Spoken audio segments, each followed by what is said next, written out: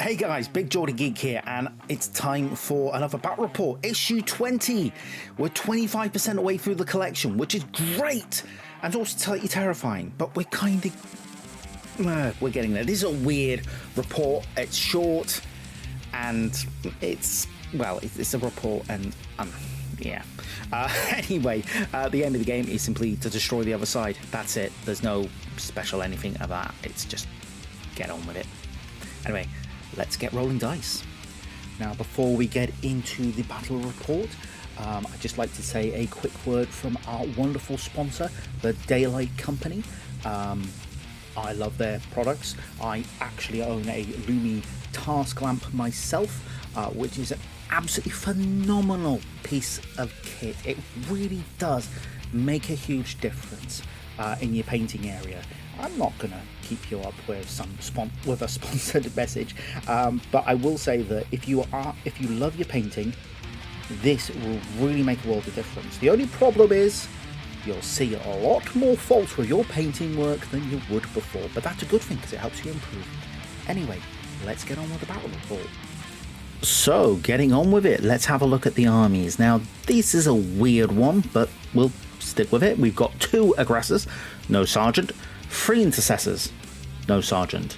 So they're just armed with their basics, so heavy bolt pistol and chainsword on the intercessors, and just the flamestorm gauntlets on the aggressors.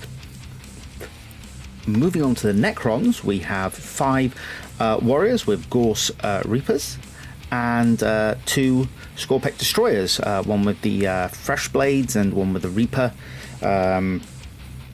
So we'll move on because there's not much to these. So this is the setup of the board. It's the small board from the first few issues.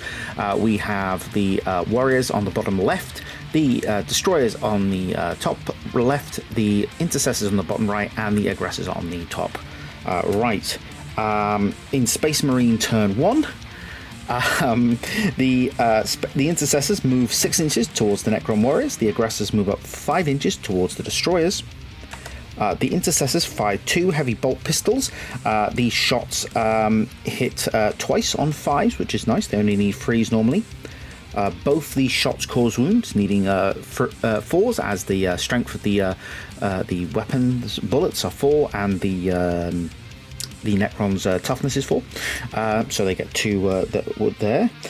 So 2 wounds there. 1 deflects off the Necron's armor, and the other penetrates a warrior, felling him away. So he sort of falls down. The 3rd intercessor throws a frag grenade, which gets 4 shots, fragments. I'm not sure where to put it, but it gets 4 shots. So these cause 2 wounds, which kills another warrior, so 1 fails to sort of skip the save there.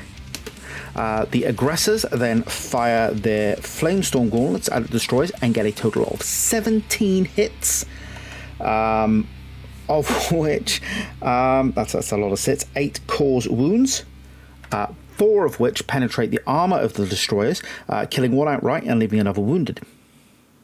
The intercessors then charge in, as do the aggressors, and they both make it into combat. The intercessors hit first. They get 9 hits, so that's 2 for their base attacks, plus an extra 1 for the Astartes chainsword. So that's a total of 9, and 7 of those hit. 5 cause wounds. They need 4s, as the toughness and strength is equal. Of which 3 penetrate the armor of the Necrons, killing them. 2 manage to save, but because they haven't got enough wounds left.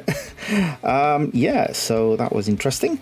The aggressors then attack with their flamestorm gauntlets in melee mode, needing 4s to hit. They've got 3 attacks each, and they are -1 because of the flamestorm gauntlets being sort of like a power fist, unwieldy type of weapon. So it's -1. That's on the data sheet there. They need 4s. They get 4 successful hits, 3 of which cause wounds. Now these are going to be at -3 AP, so the Necron destroyer, who's got a 3 up armor save, needs 6s to save it. but he doesn't roll 1/6, so it would have knocked him down anyway. He's only got 3 wounds, and the strength, the damage from a Flamesword Gauntlet melee mode is 2, and he only had 2 wounds left, so that is him wiped off the board, and that is the end of the game. So yeah, that was that report. Short, sharp, sweet. It was just over so quickly. The Necrons didn't even get a turn. It was really unbalanced. It wasn't an interesting report to film. It wasn't an interesting game to play, and I get it. The point was to reinforce the phases. And I suppose if I played it again with the Necrons going first, they may have won, but it's a really unbalanced mission. Not at all. It's the worst one of the bunch so far, to be honest. It really is, and I didn't enjoy it. But what more can I say? That's 1 dud out of 20. The rest of them have actually been all right. Anyway, so that was that. The next report will be issue 21, and which will be, from what I can read so far, I think that's the last report featuring Marines for a while, is it? I can't remember. I haven't really read that far ahead, but I know the one after it is we're bringing in the Mechanicum, so we'll see what comes out of that. Anyway, in the meantime, if you've enjoyed this video, give us a like, or dislike if you didn't like it. You don't have to. All feedback is great. If you leave a comment, subscribe, all the usual YouTuber calls to action that I usually say. Consume my entire back catalogue. Follow me on Twitch and all that stuff. Anyway, I hope you have an awesome weekend and enjoy playing games, and I'll catch you next time.